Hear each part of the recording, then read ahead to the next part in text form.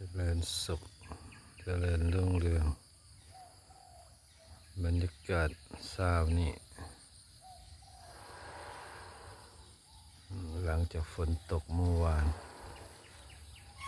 น้ำก็ได้ขึ้นมาหลายอยู่เด่นเกือบฮอดสะพานละ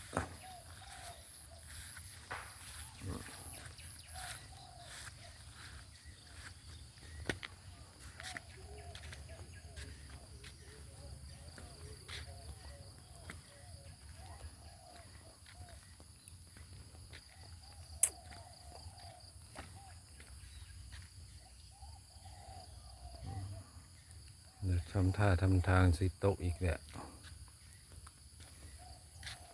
ใส่มือนี่ตกอีกแหละ